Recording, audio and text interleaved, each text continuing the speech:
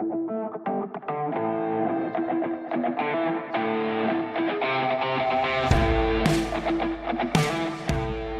I ask you a question? Are you ready to get and keep momentum in your business? I hope so, because it's Penny Elliott here, your host to having the perfect mix of the woo with the do. If you're ready to create the life that you want through a business designed by you, then tune in. Welcome to the Get Momentum for Online Entrepreneurs podcast with your host, me, Penny Elliott. This is the show where we match the woo with the do, your perfect mix of mindset and strategy to have fast success in your online business so you can finally live your best life. And today I have the amazing Elise Cartwright. And we go a long way back in this entrepreneurial world, probably, several months. But no, it's actually been quite a few years now. So I met Lise through a group program that I was part of, and she was one of the head coaches in there, and I do my due diligence when I join a program, and I have a good look through everything, and I thought, oh, she's in Auckland. And at the time I was like starving for personal contact, which I'm sure everyone really understands now that a lot of the world can't have it. And I thought, I'm going to be really weird, and I'm going to message her and say, hey, I see you live in Auckland, so do I. Do you want to catch up for a coffee? I feel like I never see anyone in actual flesh. And lo and behold, she replied back and said, oh my goodness, I think the same. So we met at a cafe in High Street in Auckland, and we both ordered a spicy chai. We were like, yes, mates for life. And it just rolled on from there. And so Lise has then been really instrumental in my book and how I laid it out, the woo with the do. And we often have spent days together working, just bouncing ideas off each other, sharing rose gold journal moments, rose gold cups, rose gold pens, hot pink. Oh, she's more of a paler pink and I'm definitely a hot pink. We are sisters through the internet, and so it's lovely to have you on today. Welcome. Thank you so much for having me. I'm so excited. So Lise obviously has a formal introduction about what you do, not just a friend through the internet. Tell us what you do and who you serve and how you help people. All the things. Well, it's funny that you say that it has been a couple of years now that I'm thinking about it. I'm like, yes, it would be 5 years. Yeah, because that's the first time we were here in Auckland. So yeah, so that's amazing. So yeah, I am officially I like the word creative because I am creative and I'm multi-passionate. So I'm a creative business coach who helps amazing women figure out a business that is easy and fun, because we have a tendency to create things that are hard or make things complicated. And I have learned this firsthand. So everything that I do in my business now is always filtered through what's easy and what's fun.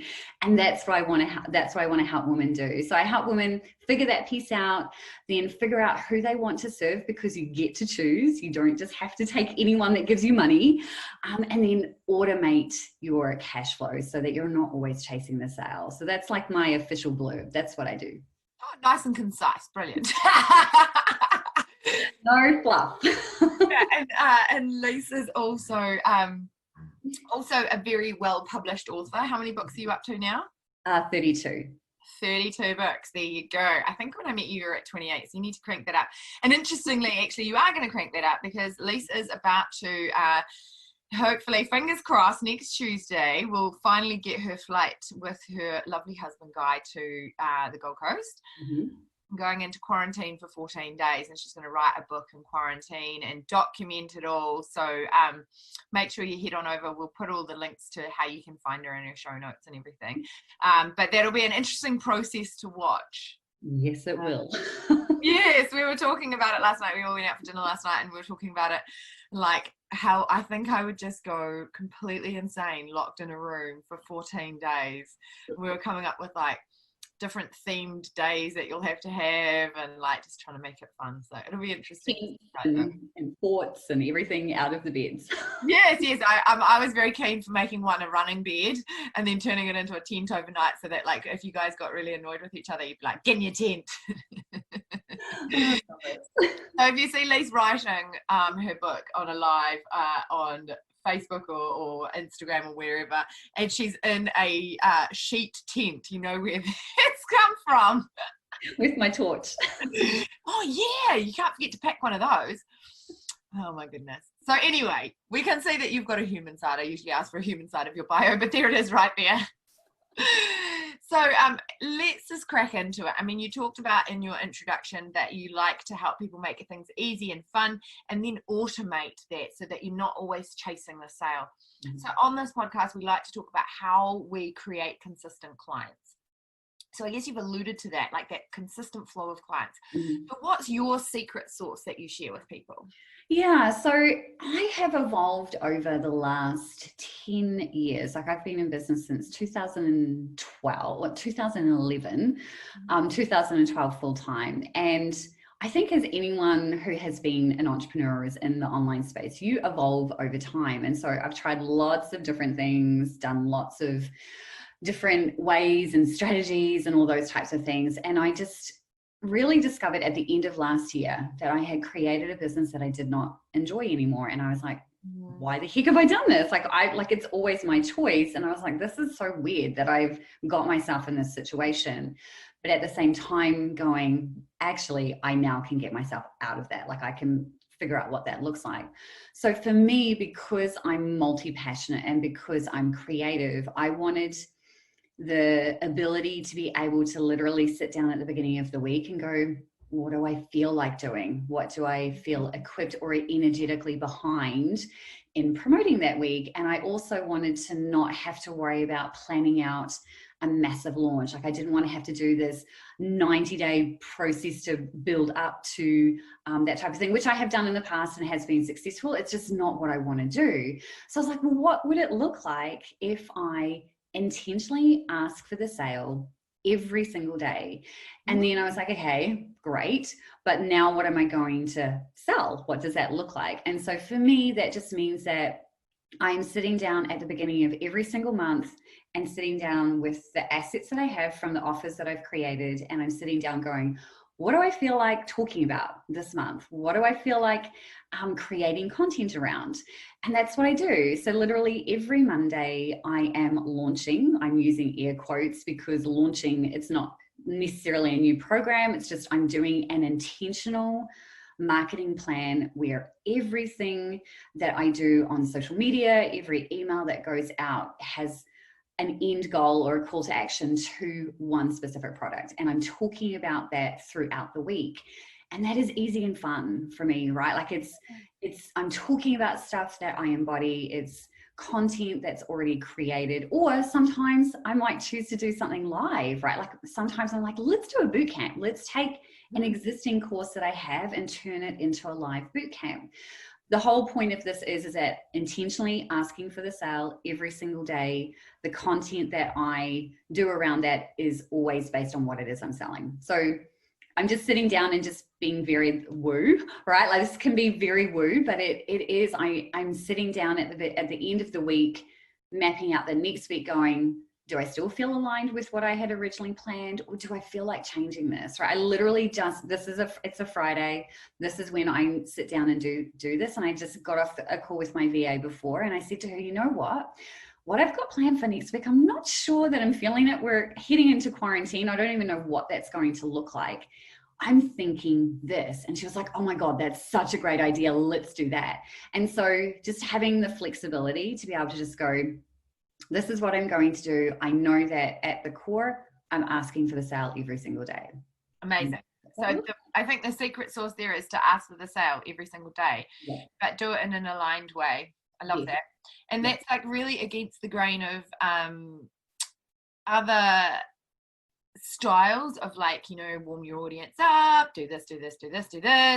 And then interestingly, what I've seen is that a lot of people we've interviewed so far, like Taki Moore and JLD and a few of the others that are coming up, is that they've said to do things in much shorter sprints now, but reevaluate, did that work? Yes, it did. Okay, well, we'll put that back on the calendar for later, or no, we won't. So it's an interesting theme that I've definitely seen coming through with really successful entrepreneurs. Yeah.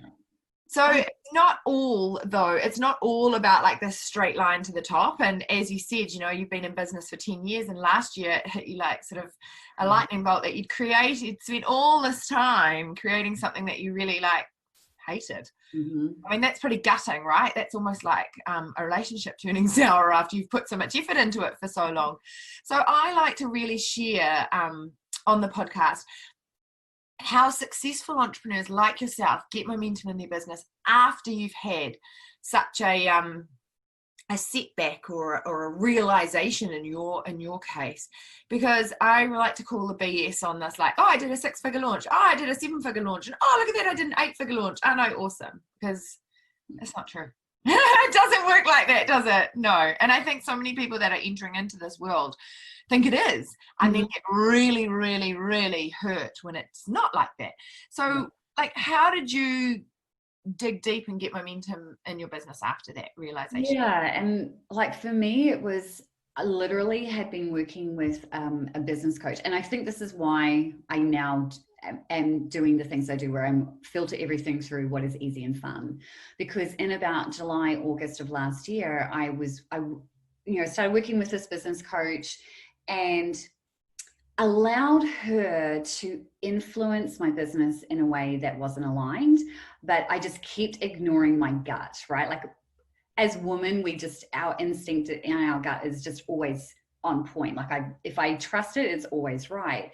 And I just kept ignoring it because I put so much faith in this coach that her way was the only way. And 3 months down the track, $9,000 later, I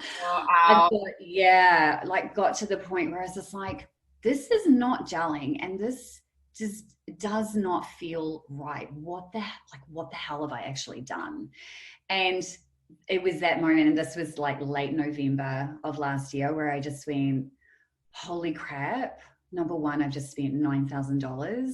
My husband's going to kill me.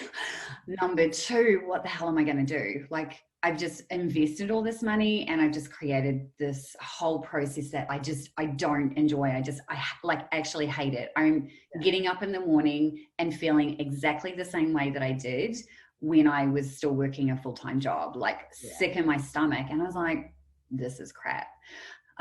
So for me, it was, okay, I need to sit down and actually create what I want. Like, what does Lise want day to day? Like, if I'm waking up on a Monday morning, what does that look like? From the time that I wake up to the time that I'm actually doing any type of work, and what does that work look like? And allowing myself to really picture and embrace what that could be like, and knowing that I could figure that out. So I did that first, and it probably took me a solid week to get really clear on that, because I kept saying but, and I was like, no, you have to stop saying but. You just have to map this out and figure out the rest. Yeah. I just want to stop you there for a minute, because that's a week, right? And I want the listeners to really, like, I mean, you're sharing great nuggets here. Come to the realization, and it wasn't like a pivot like that, you know, it took you a week. So listen into that, listeners and people who are watching this, because it's okay to journal and really think about it for longer than your 20 minutes a day, you know, like, this is a week, and it's a big decision. So sorry, I just really wanted to highlight that to everyone before I got to the end of what you're saying. Yeah, no, it's true, because I kept feeling like I wasn't quite there yet. Like, I kept just being like, it still doesn't feel right. And I use the word feel because it's exactly, I wanted to get to a point where I was just like, entire body felt like this was the right move. And so that's what I did. And then I got to that point and went, okay, now I have this vision of what I want. How am I going to do that? Right? Like, what does that now look like? If I'm moving away from this type of business model that the majority of like gurus, business coaches predominantly focus on, how do I do something else? And so for me, it was like, I happened to come into another amazing woman's world in December. And I saw what she was doing, and she just really spoke into me the ability to be able to just really create something that's easy and fun. And, you know, she was saying things like that, you know, let's just do what's easy and fun. And I'm just like, well, what is easy and fun? And she's like, whatever that means to you. And I was like, okay. this is what that looks like. I knew that I wanted to, this is why I have so many books, because I can't just write on one topic. I'm not just one like singular person. I have all these different things. And so I was like, I want a business where I can talk about multiple things. I can have things in different containers. Like I can deliver it lots of different ways. Sometimes it's live. And then on weeks where I've got my period and I just don't want to talk to anybody. Which, by the way, we were scheduled for last week and had to change. Too much information. But we're real here. It's just like, then when that happens, it's like, great, then I don't have to do anything live. It's just self-study, right? And so I wanted that. And so I just literally in January went, I'm just going to start doing this. I'm just going to show up in my Facebook group. I'm going to show up in my email list every single day. And then I also read a book called The Go-Giver, which is like my favorite business book. It's a parable, so it's a story. Oh, I love those ones. Story, if you want to call it, whatever you want to call it. It's now nonfiction, but written in a story. And it talks about the 5 principles of stratospheric success. And principle number 1 is give more in value than you receive in payment. And that is the thing that just filters through everything I do. So even though I'm asking for the sale every day, I'm not being salesy, right? Like I am showing up in my group, I'm showing up to my email list, I'm giving value, and then coming in and saying, hey, if you're ready, if this is a good fit for you, then here's the link, go check it out. Yeah. Easy. Yeah. Easy and fun. So if you could go back to the beginning of starting your business, knowing what you know now, especially, the money you've spent, the coaches you've been through, probably not the right terminology, learned from, and I think that, if you're listening to this and you've had several coaches, know that none of them were a mistake. They all give you some stepping stone to the next learning. But anyway, if you could go back to the beginning of starting your business, knowing what you know now, what would you tell your young entrepreneurial self? So I would tell myself to just not accept any client that comes your way that wants to give you money, right? Like just you get to choose, because I did that. I think one of my very first clients it was a great fun thing, but there were just a few things that didn't line up, and long story short, didn't pay me the $1,000, but I did the work, right? So had I done my due diligence and listened to my gut and just gone, you know what, I started my business on the side. I was still working full time. I don't need the money, but I was acting like I needed the money. Actually, so those are the 2 pieces. Don't just take any client, be really clear about who you want to work with, and don't approach your business like you need the money, right? Because if you're in a sense of desperation, it comes across in everything you do. Oh, it's awful, isn't it? It reeks of desperation. Yes, I often say when people start their business, they have the approach, do you breathe? Do you have a credit card? Yes, I'll work with you. Yeah. And to some degree, there is a little bit of that you need to understand, like who it is that you don't want to work with. But there's definitely some people that come along and you're just like, I cannot wait for the last day that I don't have to work with you anymore. And we were talking about that just before we jumped on live, which is quite funny that's your one piece of advice, because definitely I'd say that too.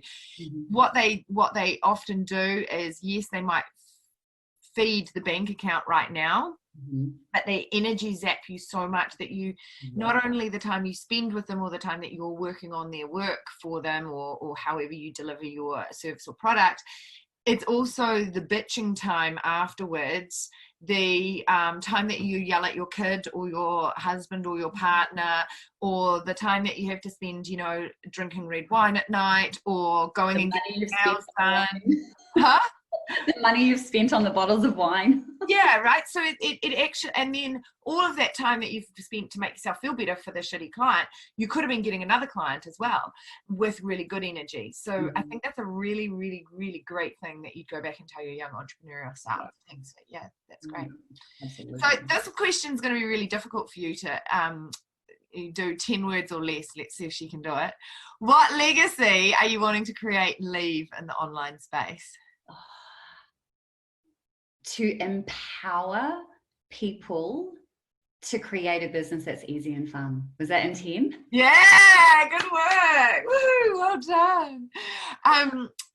I think you're really doing that. I think you're really showing the world that you don't have to be like an author of one thing.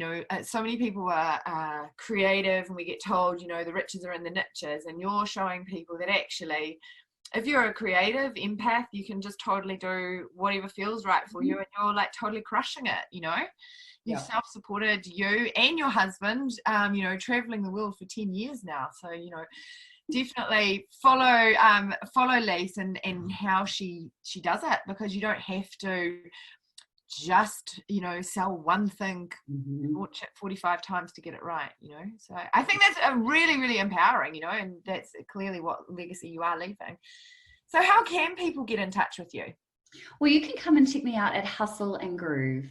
It's so funny that domain name now, it just resonates so much now, and I've had it for about 4 or 5 years now. But yeah, hustleandgroove.com. You can check me out there. Amazing. And she's always on Instagram and Instagram stories with the latest offer. She's amazing at making those templates. It's really good. And what's your rad gift that you're going to give to the listeners, or something that you're selling at the moment, or that they can follow you with?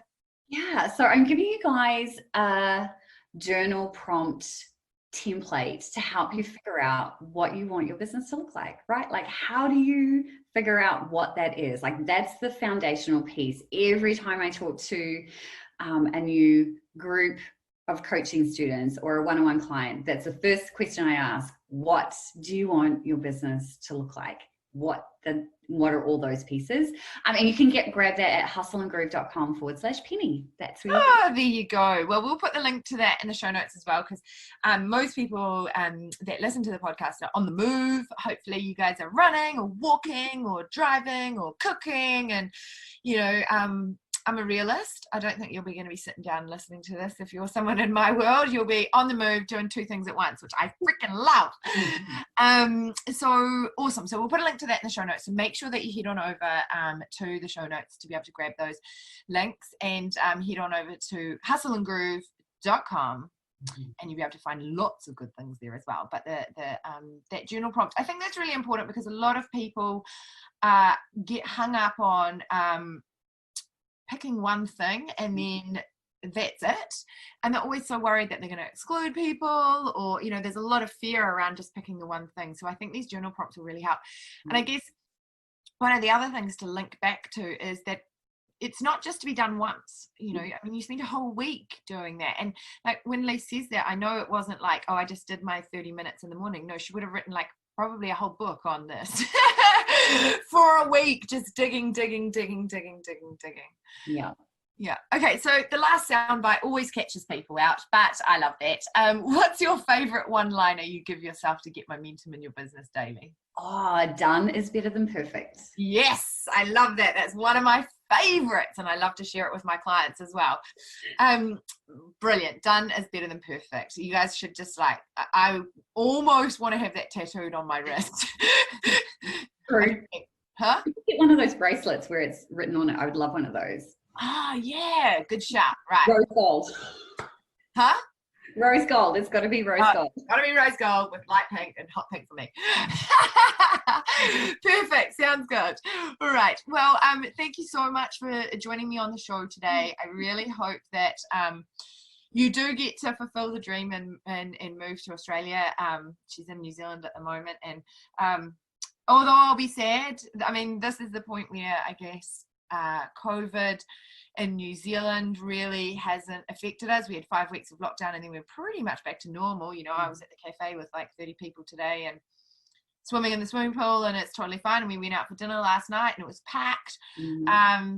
But I think this is where it really hits you hard that I can't just jump on a flight and come over and see you. No, and there's no way in hell I'm doing 14 days quarantine, making tents on the bed and making a bed a running machine. I would go insane. But anyway, I'm excited to see what you're going to do. So thanks for being on here. And thanks for listening, guys.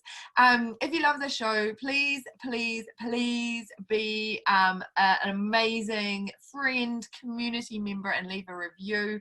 We've got a new place to go and do that, so it goes across all the different platforms. You go to ratethispodcast.com/Penny, and there's some simple instructions there that you'll be able to leave a review, and it goes across all of our platforms. So that would be amazing if you could show your gratitude by doing that. That's really going to help. It's like fodder for a podcast. Reviews, we eat them.